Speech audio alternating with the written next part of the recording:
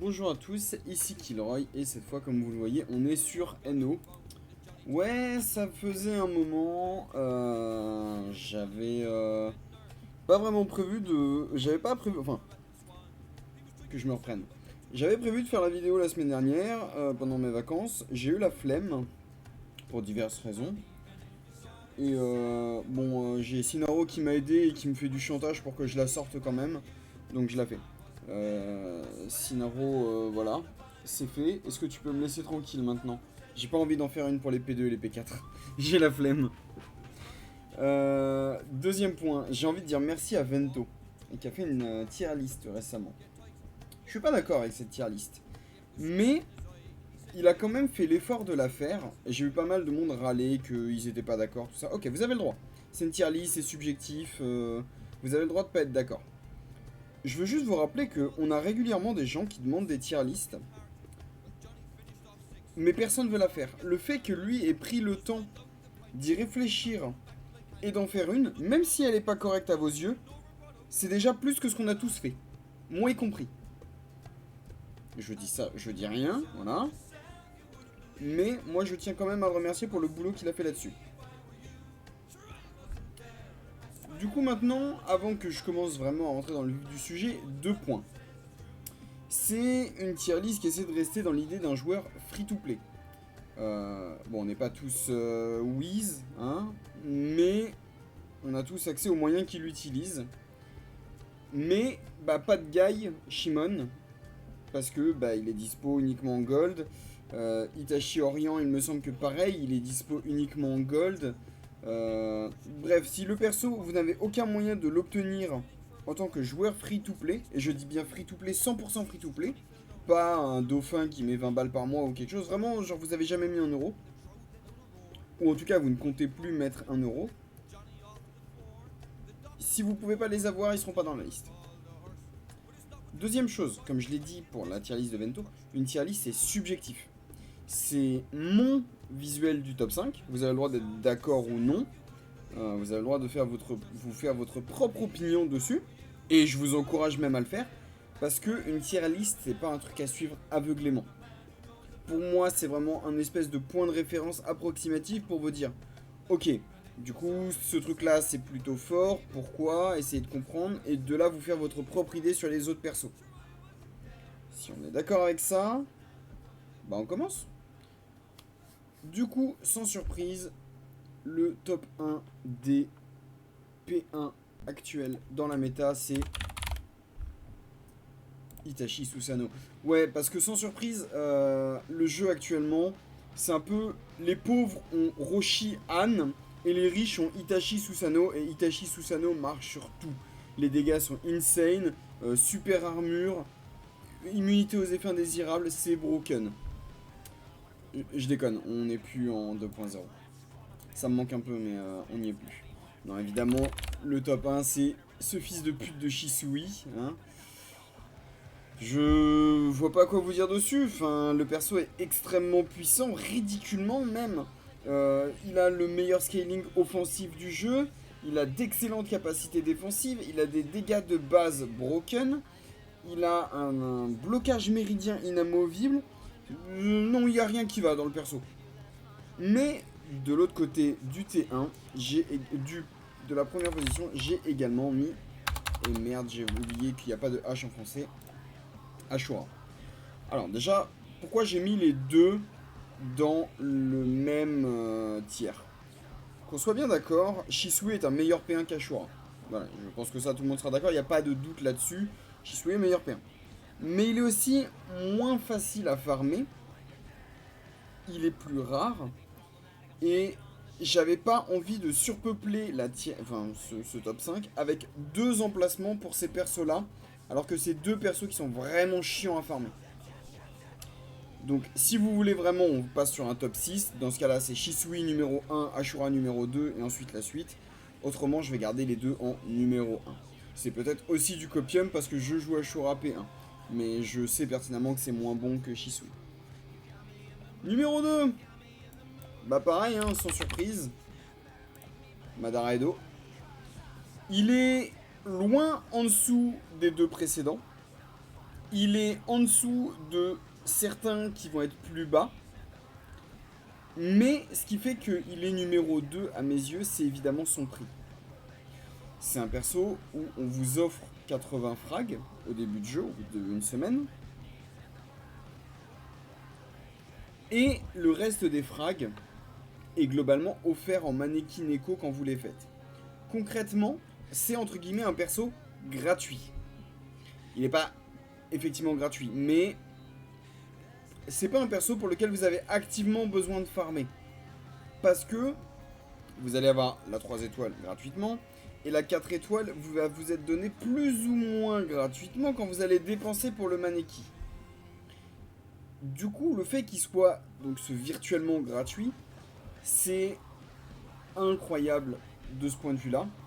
En plus de ça, bon, il est très efficace, hein, on n'a pas à repasser, c'est le P1 le plus populaire des free-to-play. Il a un très bon scaling, des resets, des bons dégâts, du poison, de l'anti-super armure, du CC, bref. Le perso est quand même très très solide. Mais si je devais enlever le prix de la liste, pour moi, il serait quand même plutôt quelque part, genre 4ème, peut-être 5ème. Bon, plutôt 4ème quand même. Et le numéro 3, on l'a un peu oublié, hein, mais... parce que j'ai gardé les percées. Tobirama Printemps. On n'en parle pas assez de ce perso. Il est oublié par tout le monde, et pourtant, il est vraiment loin d'être dégueulasse. Il fait des tours à rallonge si la RNG vous arrangez un petit peu avec son premier passif. Et si vous avez un peu de chance, vous allez pouvoir faire des tours, mais avec une dizaine d'autos et 3 ultimes, avant que votre adversaire ait eu le temps de jouer. Et ça, c'est violent.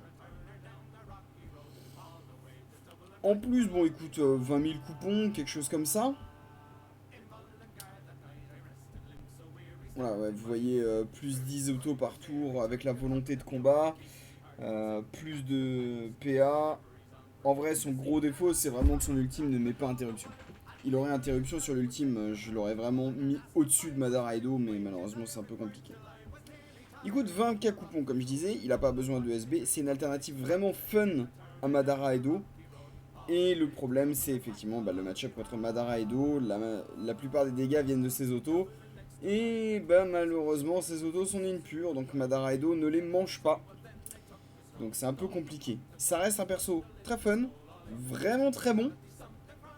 Si la RNG vous arrange un peu, vous avez vraiment moyen de lâcher des grosses douilles. Flo m'a déjà raconté que sa première rencontre avec Tobirama Printemps, il s'est pris une dérouillée mais sauvage contre un mec un peu plus faible que lui. Parce qu'il s'est fait quasiment T1, T2 parce que le Tobirama a pété un plomb et a full auto, etc. Donc voilà, Tobirama Printemps. Je le surcote peut-être, c'est à vous de me dire. Mais pour moi, il a vraiment sa place là-haut. 4ème. Ouais. Ouais, j'ai beau ne pas l'aimer. Bon, voilà, il est bon, hein, y a rien à en dire. C'est plus stable que Tobirama, du fait que vous savez à peu près combien vous allez lancer d'auto à chaque fois et vous dépendez pas de la RNG. Vous avez un meilleur scale que Tobirama. Vous avez un peu moins de potentiel de surprise, mais en termes d'efficacité pure, vous êtes au-dessus. La seule raison pour laquelle je l'ai mis en numéro 4, donc en dessous de Tobirama, bon, c'est vraiment le prix, faut se mettre sérieusement dessus. Il les vaut, si on parle d'efficacité pure, je le mets facilement en numéro 2, allez, éventuellement numéro 3 si je veux être gentil envers les joueurs de Madara. Bon, très sérieusement numéro 2, hein. Mais voilà, il demande un petit peu d'investissement, quoi. Le perso est bon, il doit avoir un rekit qui va le rendre meilleur à skip. Inch'Allah, comme on dit dans le milieu, je sais vraiment pas, j'ai même pas regardé son rekit. Et je compte pas en parler du rekit, le perso m'intéresse pas. Numéro 5. Ok, du coup c'est celui-là qui va vous surprendre un peu, je pense. Indra. Je parle pas du Indra SB, je parle bien du Indra 3 étoiles. Personne lui porte d'intérêt parce qu'on considère que ouais, Indra 3 étoiles, en vrai, tant qu'il a pas CSB, ça sert à rien, tant qu'il a pas CSB, ça sert à rien. En vrai, depuis qu'il a eu sa dernière update récemment, donc pour rappel, l'update fait qu'il inflige Amaterasu sur son passif et son ultime est désormais un trigger. Donc ce qui était avant son deuxième ultime est désormais un trigger lié au premier. Donc quand vous lancez le premier, ça lance tout seul le deuxième. Et ben, il s'est bien rappliqué discrètement. Il est vraiment devenu très très solide. Amaterasu, ça reste un des meilleurs debuffs à appliquer à l'adversaire qui n'est pas un CC. L'inflammation inamovible, bon, personne n'a à se plaindre de ça. Il a la paralysie inamovible sur son auto, c'est pas crade. Les poursuites font mal. Le double ultime, ça peut s'avérer super violent. En vrai, non, je suis désolé, Indra 3 étoiles, c'est loin d'être aussi mauvais que ce qu'on peut le croire. Il a deux défauts, c'est un, Madara Edo. Bah ouais, premier ultime, nin pur, auto nin pur, poursuite nin pur, passif nin pur. Résultat, la seule chose qu'il touche finalement, c'est le deuxième ulti. Donc contre Madara Edo, c'est globalement auto-lose. Et de deux, son prix qui est un peu compliqué. D'un autre côté, j'ai envie de dire que si vous avez toujours pas commencé à le farmer, alors que ça fait plus d'un an qu'on sait que ces SB doivent arriver, bah vous foutez un peu de la gueule du monde quand même. Hein. Je veux pas vous cracher au visage les gars, mais vraiment vous foutez de la gueule du monde. Et du coup, je veux quand même, après le top 5, parler des mentions honorables. Les mentions honorables, c'est les persos qui auraient pu être dans la liste, mais qui n'y sont pas. Et je commence très très évidemment... il est où ce con? Là. Ouais. Ouais, je pense que ça, c'est celui... On a surpris certains de ne pas le voir dans le top 5. Il a plein d'auto, il scale beaucoup, il esquive beaucoup, il est immune, son ultime fait mal. Bon, on connaît le perso, quoi, y a pas de souci. Alors pourquoi il est pas dans le top 5? Bah il a un mauvais match-up contre énormément de persos de la liste en fait. Shisui, on n'en parle pas, il se fait déboîter. Ashura, il se fait déboîter. Madara, bah c'est vraiment pas à l'avantage de Naruto. Indra, je suis désolé mais Indra le passe tous les jours. Tobirama et Pain, bon sans aller jusqu'à dire que c'est auto-win, ils ont quand même beaucoup plus que leur chance et je donne le match-up plutôt du côté de Tobirama et Pain. Bon alors, dans le cas de Tobirama, c'est parce que l'ultime qu'il trigger gratuitement donne pas d'auto à Naruto, hein, je te préviens tout de suite. Du coup, ouais. Si vous l'avez, il est pas à jeter, hein. Si vous l'avez, je pense que je le place... Ouais, c'est un numéro 6 assez proche, on va dire. Mais si vous l'avez pas, bah arrêtez d'y croire, arrêtez de le glorifier, ne le prenez pas. Il coûte, mais beaucoup trop cher pour ce que c'est. Il coûte 2 fois plus cher qu'un Tobirama Printemps pour la moitié de l'efficacité. Il coûte infiniment plus cher qu'un Madara Edo pour être beaucoup moins bien. Non, non, juste oubliez-le. Arrêtez de le glorifier ce truc. Deuxième mention honorable. Encore un Madara, le Jubi. Ouais, alors Madara Jubi, très sincèrement, je vais pas mentir, c'est Whis qui me l'a rappelé. Moi j'avais même oublié qu'il existait alors que je le joue dans une de mes teams secondaires. On l'a oublié. Mais il tabasse toujours l'enfoiré. Il tabasse toujours super fort. Son scaling doit être le deuxième meilleur du jeu, et je laisserai personne me dire le contraire là-dessus. Je suis désolé, mais gagner 10% de Tiny à chaque fois que quelqu'un dans la team dépense 10 de chakra, c'est aberrant. Il reset sur l'auto. Sa poursuite fait mal, giga mal. Il a de la paralysie inamovible. Son ultime reset et vire les immunités. Je suis désolé, le perso est encore extrêmement bon. Sa seule faiblesse, c'est qu'il poursuit pas tout seul. Donc il a besoin d'un peu d'aide pour pouvoir vraiment briller. Si vous l'avez, pour moi il est numéro 2. Il est au-dessus de Madara Edo, il est au-dessus de Indra, il est au-dessus de... Bon, Captain Rassemblement, c'est un match-up un petit peu compliqué, mais il est au-dessus quand même, je pense. Tobirama Printemps, pareil, il est au-dessus. Bon, sauf si Tobirama Printemps fait ses trucs de Tobirama Printemps et décide de faire des choses. Mais en vrai, c'est très facilement un numéro 2, en termes d'efficacité. Le problème, c'est son prix.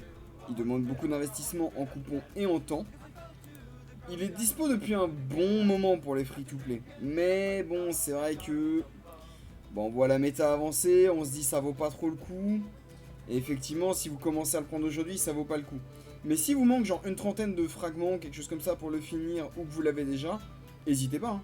Jouez-le, virez-moi ce Madara Edo, il est bien au-dessus. Troisième mention.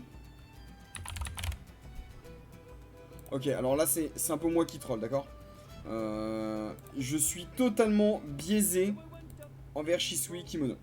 Voilà, je le dis, je l'assume, j'ai mal de ça. Le perso est nul seul. Voilà, je le dis clairement, il a besoin de sa team.